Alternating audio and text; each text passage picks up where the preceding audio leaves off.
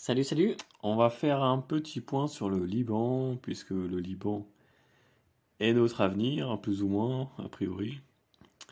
Bon, alors évidemment, il faut comprendre que l'infrastructure du Liban n'est pas la même que la nôtre. On va parler d'électricité notamment, par exemple, au niveau électrique, il repose principalement sur du thermique et sur de l'importation, enfin bref.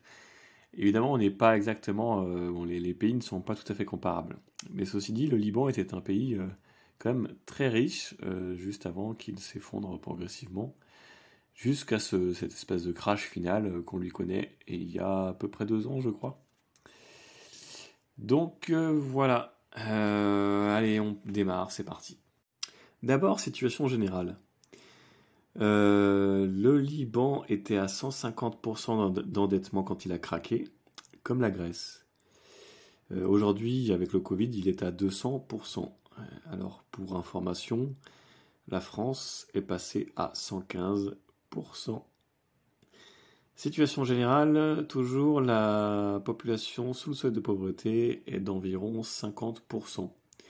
Et depuis quelques semaines, l'ONU déclare un risque avéré de famine, carrément, au Liban. Ça fait déjà un petit moment qu'il y a des gens qui ont du mal à manger autre chose que du riz et des pâtes quand ils en trouvent.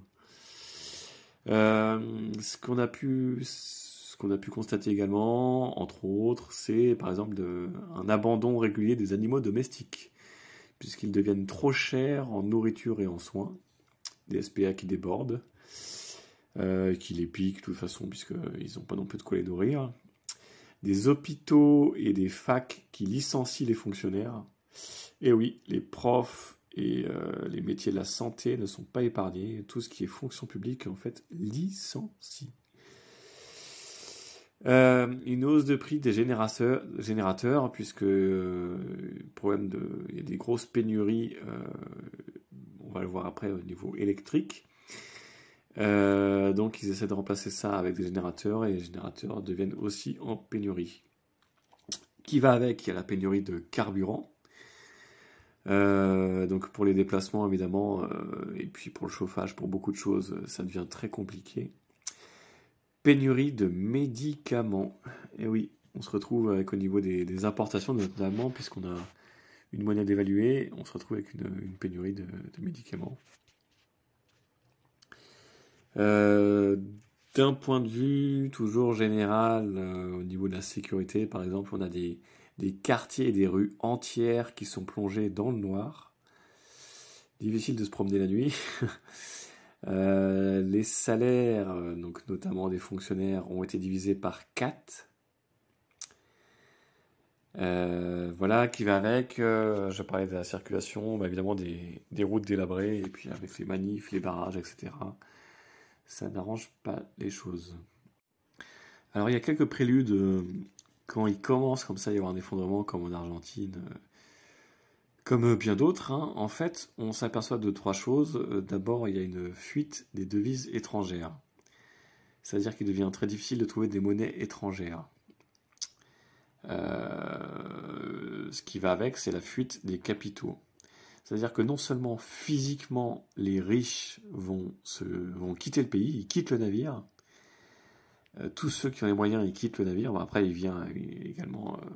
ensuite, c'est les pauvres, puisque les pauvres, hein, comme des pays africains, et comme le Venezuela et bien d'autres, en fait, les gens finissent par partir, même s'ils ont des niveaux de vie un peu plus bas. Mais je pense que les gens très très pauvres, ils ont quand même du mal à quitter.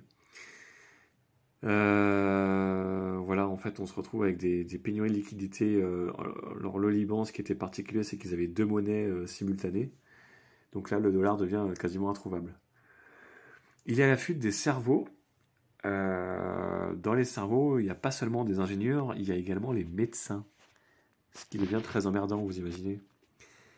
Donc on se retrouve avec un pays qui n'a plus les moyens de payer les hôpitaux, qui n'a plus les moyens de payer ses infirmières.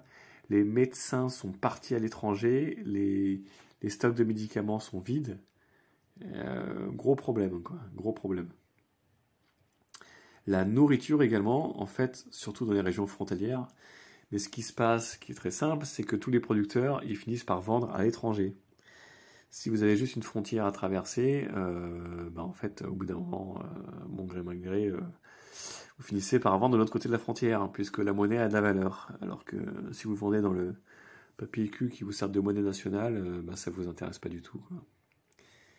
Donc en fait, on revient de manière générale, que ce soit des médicaments, la nourriture, enfin, des cerveaux, du savoir-faire, en fait, du produit, du service, du savoir-faire humain comme des produits, tout le monde se casse à l'étranger, tout part à l'étranger. C'est vraiment une implosion avec toute la richesse et la valeur ajoutée qui part à l'extérieur et reste à l'intérieur que ce qui est de pire. Alors pour revenir à cette histoire de devises, les banques du Liban, elles avaient beaucoup de comptes en devises étrangères. Elles avaient souvent des comptes multidevises, notamment dû à sa communauté internationale. Il y en a beaucoup qui sont expatriés au Canada, aux États-Unis, un peu partout. Et c'était donc très commun d'avoir des comptes en devises étrangères. Alors qu'est-ce qui s'est passé? Alors non seulement vous ne pouviez plus retirer, alors au début c'est toujours des retraits limités, et puis très souvent après c'est plus aucun retrait. Et en fait là carrément les comptes en devises étrangères ont été gelés. Incroyable. Donc on retourne à un retrait qui se fait uniquement en monnaie locale. Achat et paiement uniquement en monnaie locale.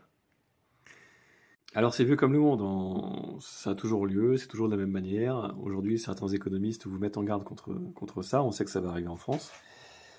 En France, quand il y avait eu les assignats avec la dévaluation, c'était un petit peu après la Révolution, bon bah idem, hein, les monnaies étrangères, les livres sterling et compagnie, il y avait plus de circulation, c'était interdit, hein. C'était uniquement la monnaie nationale, qui était un torche-cul, voilà, et vous n'aviez pas le choix. Donc c'est souvent comme ça, il y a des restrictions progressives, et puis un gel total des échanges, et là ça devient... vous devenez bloqué dans votre pauvreté, en fait. C'est assez fou. Alors ce qui m'inquiète dans tout ça, c'est quand même que ça s'allie avec une histoire de pandémie.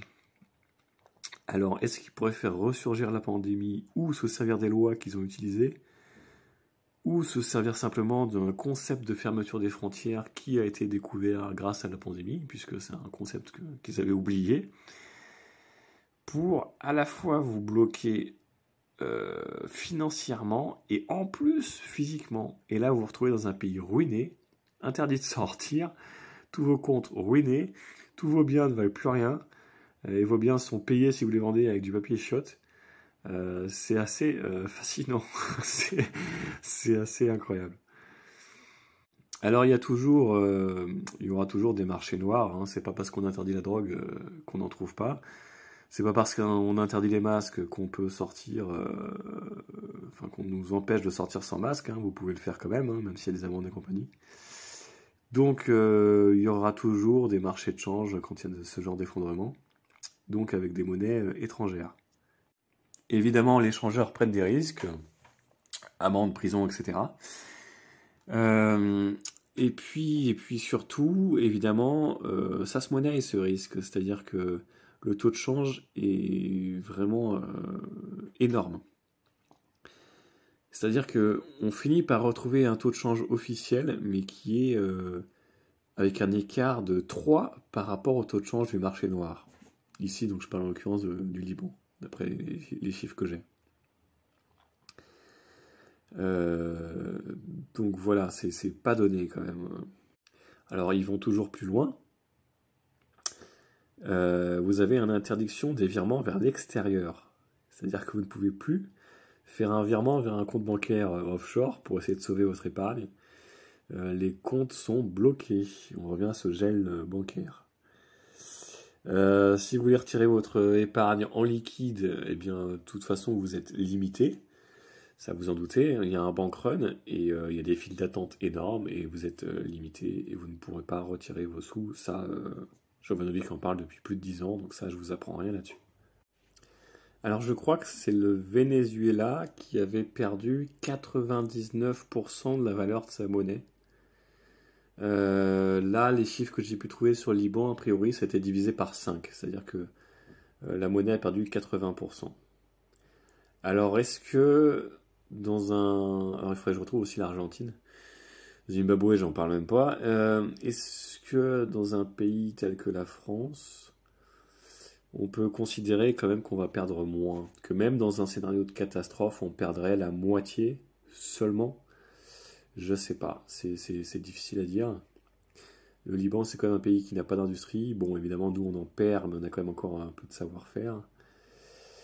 C'est-à-dire il y a l'effet domino qui fait qu'effectivement, si tous les ingénieurs, tous les médecins, tout le monde se casse à l'étranger, alors d'ailleurs, où? Parce qu'il y aura peut-être un ou deux pays, mais il n'y aura non plus beaucoup de pays, parce que là, on parle d'un espèce de crash mondial.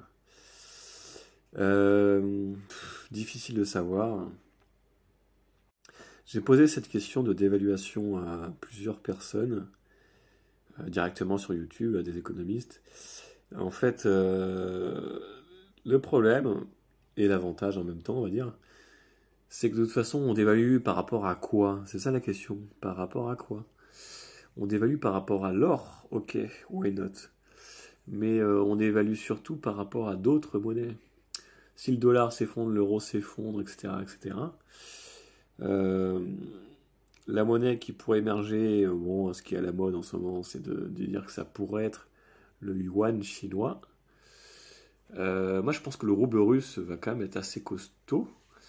Mais évidemment, avec toutes les conneries qui sont très émotionnelles et très psychologiques, hein, mais ils se font torpiller le rouble russe depuis des années parce que c'est l'Amérique qui fait encore le marché pour l'instant. Et puis, avec toutes les, qu'on appelle ça, les contingentes, les limites européennes, les sanctions et compagnie. Évidemment, ils essaient d'écraser le rouble russe, mais pourtant, il est quand même considéré comme l'une des monnaies les plus sous-évaluées au monde. Il devrait être 3 fois plus élevé, donc peut-être que ça pourrait augmenter. En tout cas, bon, personne ne va vers ce sens-là. On tend plutôt à nous dire que c'est le yuan chinois qui pourrait émerger très fort, notamment parce que la Chine fait beaucoup de stocks d'or. Et que, en fait, il pourrait faire émerger, si l'Europe et l'Amérique s'effondrent, des crypto-yuan chinoises. Et ce serait en fait assez facile de s'en servir. Avoir un compte virtuel sans avoir besoin de banque, en fait. Et après, à partir de là, ils trouveront un prestataire quelconque pour vous envoyer des petites cartes en plastoc et vous aurez votre carte bancaire avec des yuan chinois. Et là, ils vont, même d'ailleurs avec votre smartphone, il n'y aura peut-être même pas besoin de carte, en fait. Donc, à partir de là, le yuan chinois pourrait s'imposer un peu comme un bitcoin dans l'Europe et l'Amérique. Et en fait, et là, ça vraiment, ça. Eh bien, ça ferait la nique au système, un pays, une devise. Là, on se retrouve avec un yuan qui inonderait le marché. Ce sera assez fort s'ils y arrivent. Bon, j'imagine que les pays voudront aussi l'interdire. Je ne sais pas du tout comment ça va se passer. Donc, si vous voulez, notre valeur monétaire, en dehors de l'or, va surtout devoir être comparable à la monnaie, voire les 2, 3 grandes monnaies qui sortiront renforcées. Donc voilà, c'est en fonction du renforcement de ces monnaies-là qu'on pourra estimer combien notre monnaie aura perdu. Parce que là, dans des crises comme le Venezuela, le Liban et compagnie, c'est particulier, c'est qu'ils sont dans des crises quand même où tous les pays qui sont autour d'eux, théoriquement, on est d'accord, hein, c'est la théorie, théoriquement, tous les pays autour d'eux, ils vont bien. Et c'est eux qui vont pas bien, seulement. Donc là, si on est vraiment dans un truc, un effondrement économique, ouais, l'euro vaut plus rien, mais bon, tu fais importer un truc en dollars, et ça vaut plus rien non plus. Enfin bon, bah voilà, on vaut plus rien, d'accord, mais par rapport à qui, à quoi? Donc ça va être voilà, le grand débat. Alors, est-ce que ça sera par rapport à l'or ou au bitcoin? En tout cas, ça sera la valeur des monnaies entre elles qui va être intéressant à voir. Alors, tout ce qui est, pour une fois, parce que l'INSEE nous fait chier depuis des années, à mettre dans un panier moyen chariot type du ménage français, une télévision, une machine à laver et un téléphone portable. Sauf qu'on n'achète pas ça tous les mois, on achète de la bouffe. Et alors là, évidemment, ça pourrait flamber, mais en fait, tout ce qui vient de Chine devrait flamber beaucoup plus que ce qui vient de France, qui est agricole, par exemple. Donc, en fait, pour une fois, ça se trouve, l'INSEE va inverser l'indicateur. pour une fois, bah, effectivement, quand vous aurez besoin d'acheter une nouvelle télé, un nouveau portable, alors là, ça va vous coûter les yeux de la tête, parce que le taux de change sera en votre défaveur.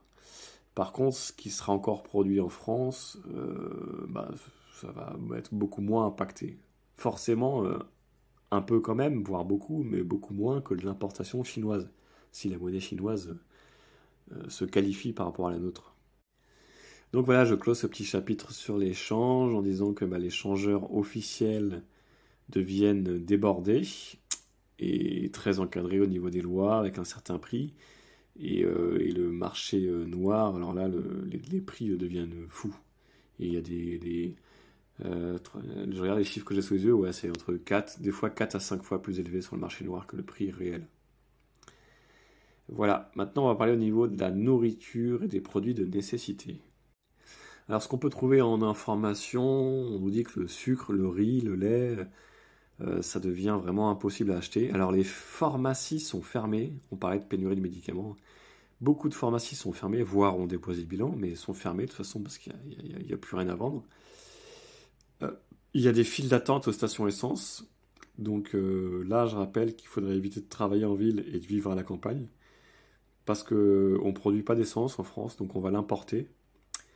Donc quelle monnaie voudront l'Arabie Saoudite et compagnie demain, je ne sais pas. Voilà, enfin, est-ce qu'on pourra importer du pétrole américain? On n'a jamais fait ça, a priori. Quelle monnaie, enfin, quelle valeur sera le dollar? À mon avis, le dollar va quand même péter après l'euro, mais bon, ça reste à voir. En clair, il vaut mieux, je pense que le mieux c'est d'être paysan, hein, mais il faut vivre là où on travaille. C'est quand même ce qu'il y a de mieux.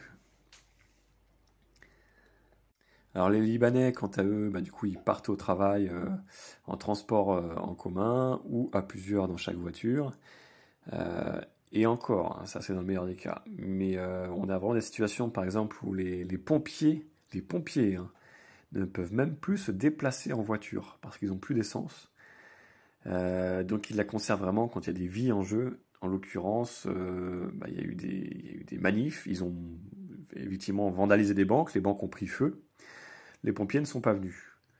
Alors évidemment, peut-être qu'on peut dire qu'ils étaient aussi engagés politiquement. Mais bon, ils sont pas venus parce que de toute façon, brûler du pétrole pour aller venir éteindre une banque alors qu'il n'y avait pas de vie en jeu, que tout le monde avait été évacué, bah, il laisse la banque cramer. Voilà, c'est un truc de dingue. Alors les coupures d'électricité, il faut prévoir aussi de quoi se chauffer, parce que pour ceux qui sont au chauffage électrique, il faudra y penser. On a dans ce cas de figure pour eux, bah, pour nous aussi sur certains produits exotiques, les fruits qui deviennent un luxe.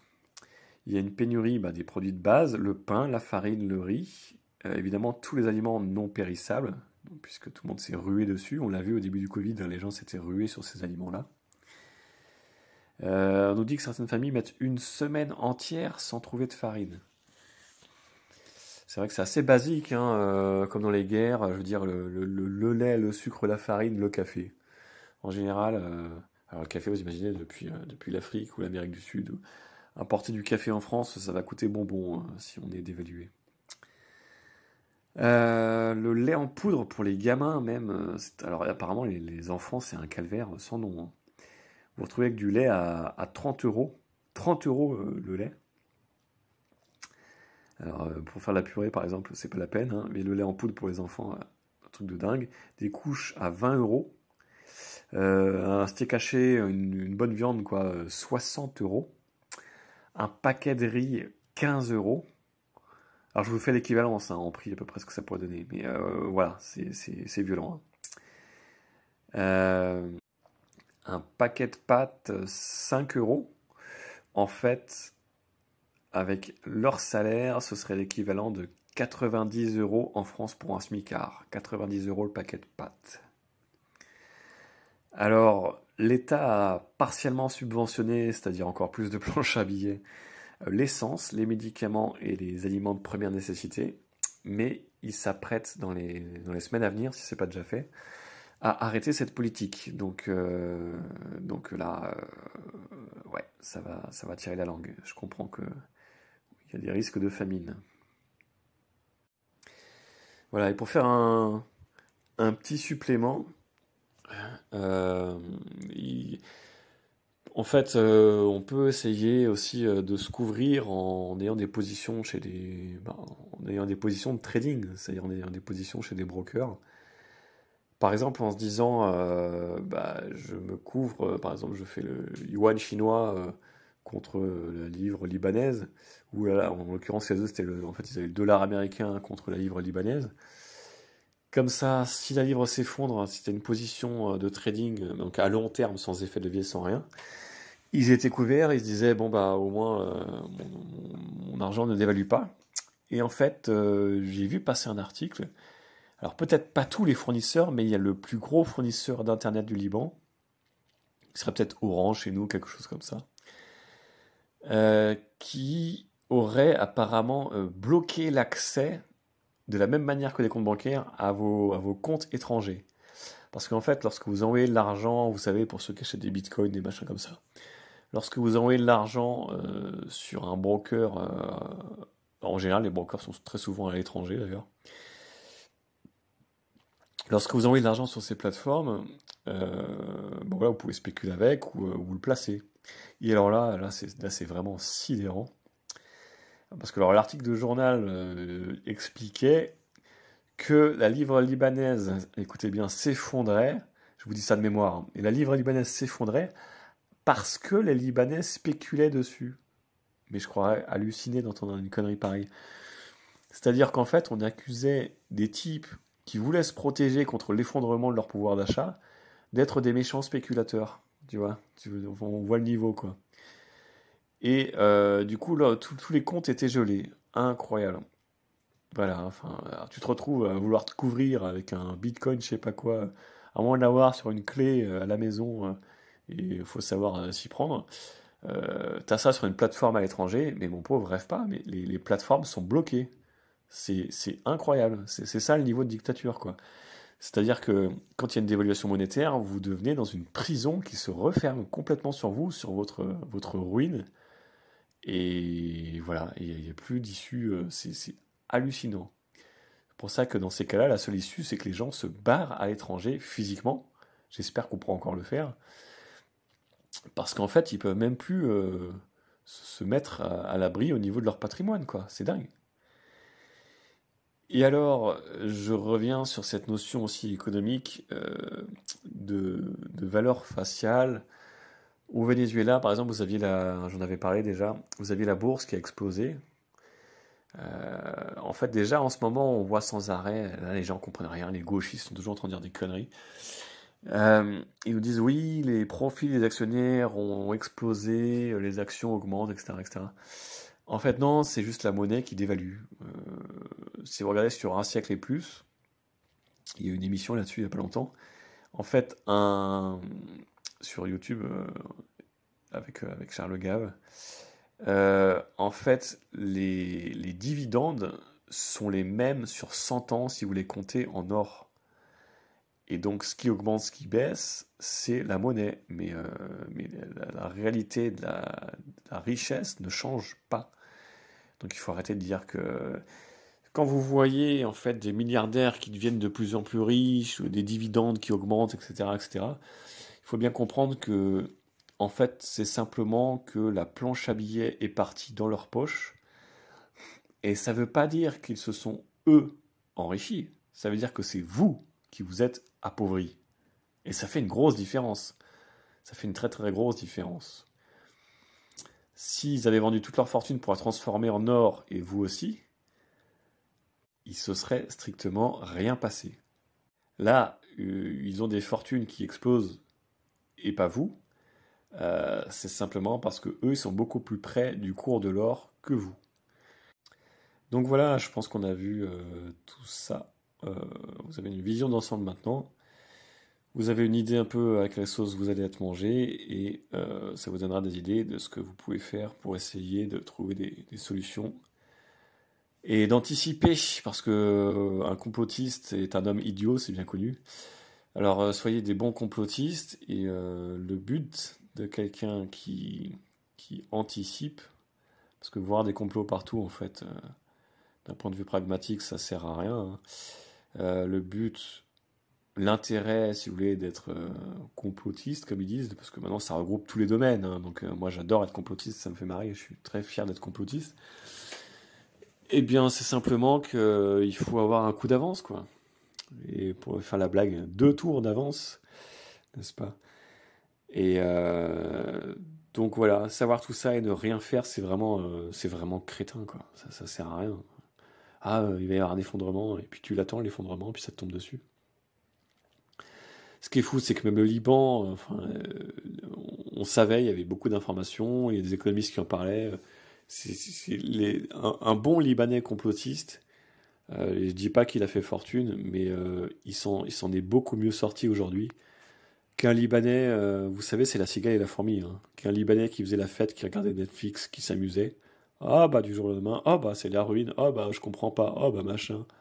Ah bah les politiciens ils sont pas gentils. Mais ouais, mais c'est toujours pareil, enfin les mecs, si la population sort pas le doigt du cul et qu'elle continue de voter pour des débiles ou voilà, qu'elle ne s'informe pas, qu'elle en a rien à foutre de rien, qu'elle se prépare pas, qu'elle anticipe pas, que bah, le ciel lui tombe sur la tête. Il faut pas qu'elle soit surprise après. Donc faisons ce qu'on peut avec ce qu'on a. Les informations, c'est très important, c'est une guerre de l'info. L'info, on peut faire de l'argent avec. L'argent, c'est pas quelque chose de mal, hein. Le but, c'est de s'en sortir. Donc voilà, mettez-vous à l'abri d'après toutes ces informations. À plus, ciao.